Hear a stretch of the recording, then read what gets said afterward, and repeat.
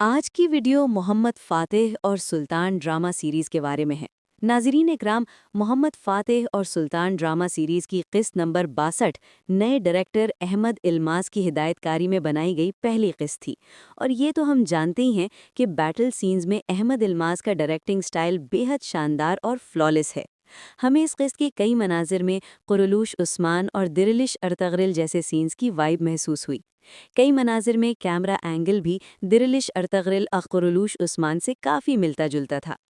قسط نمبر 62 پہلے 1 گھنٹے تک بعد میں آنے والے واقعات کی بلڈ اپ کرتی رہی۔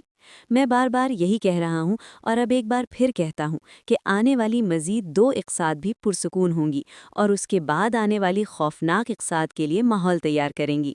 پیڈرو اور دراون کے بارے میں یہی لگتا ہے کہ رائٹر کا ذہن ایک بار پھر میرے ذہن سے میچ کر گیا ہے اور یہ دونوں ولاد کے اسکواڈ کا حصہ بن جائیں گے۔ ابتدائی جنگی مناظر شاندار تھے، لیکن اس کے بعد قسط کچھ سلو پیس ہو گئی۔ اس دوران ہم نے پونٹس میں داخل ہونے کے مناظر کے ساتھ ساتھ سلطان فاتح کی زندگی کے سیاسی اور جنگی پہلو بھی دیکھے۔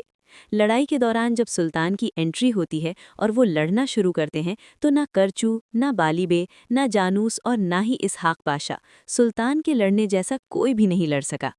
ناظرین اکرام، محمود پاشا اس قسط میں نمایاں طور پر شائن کرتے نظر آئے، لیکن مسلسل محمود پاشا کے کردار کا موازنہ جاندار سے کیا جا رہا ہے۔ یہ موازنہ برا نہیں، مگر کہا جا رہا ہے کہ جاندار کا کردار سلطان فاتح کی ہر قسط میں زیادہ سپیس لیتا تھا، جبکہ محمود پاشا کا کردار صرف چند اقساط میں لائم لائٹ میں رہا۔ بات اپنی جگہ درست ہے، مگر محمود پاشا کی تاریخ جنگوں، دشمنیوں اور فتوحات کے اعتبار سے جاندار سے زیادہ مضبوط اور رچ ہے۔ دونوں کی تاریخ اپنی اپنی جگہ اہم اور طاقتور ہے۔ اس قسط میں ملا لطفی اور سلطان محمد کے مناظر کمال کے تھے، جہاں ملا لطفی سلطان کی وہ نظمیں سراہتے ہیں جو انہوں نے اپنے قلمی نام آونی سے لکھی تھیں۔ میرے خیال میں ملا لطفی اور سلطان کے مناظر مزید بڑھانے چاہیے، اور اگر ملا لطفی کو سلطان کا مشیر یا جنگی ہتھیاروں کا ماہر بنا کر دکھایا جائے تو یہ ایک بہترین اضافہ ہوگا۔ ان دونوں کی کولیبوریشن لاجواب ثابت ہو سکتی ہے۔ ناظرین اکرام، اس قسط میں ایک اور ترک امارت کا ذکر بھی کیا گیا جس کا نام ذوالقادر ہے۔ یاد رکھیں کہ اسکندر بے کے خاتمے کے بعد یہ امارت ایک اہم کردار ادا کرے گی۔ اس سے اندازہ ہوتا ہے کہ سیزن 4 بہت سے خطرناک اور بڑے واقعات کے ساتھ ہمارا انتظار کر رہا ہے۔ سب سے پہلے بوف کی مہم، پھر اسکندر بے اور اوزن حسن کی دشمنی، اور اس کے بعد کارامان اور ذوالقادر امارتوں کا عثمانی سلطنت میں شامل ہونا۔ اس قسط میں دکھائی جانے والی پینٹنگ کی اپنی ایک خاص اہمیت ہے۔ یہی چھوٹی چھوٹی جزیات کسی بھی کام کی عظمت کو ظاہر کرتی ہیں۔ طرابزون کی فتح کے بعد چرچ کے اندر سے عیسائی مذہبی پینٹنگ کو نکالنے کا منظر کوئی اتفاق نہیں، بلکہ مکمل تحقیق پر مبنی ہے۔ یہ منظر اس بات کا ثبوت ہے کہ سیریز بنانے والوں کو تاریخ، وقت اور ثقافت کا مکمل شعور ہے۔ ناظرین اکرام، اس سیزن کا سب سے بہترین اضافہ شہزادہ بائزید ثابت ہوا ہے۔ گزشتہ 2 اقساط میں اس کا کردار مضبوط انداز میں سامنے آیا۔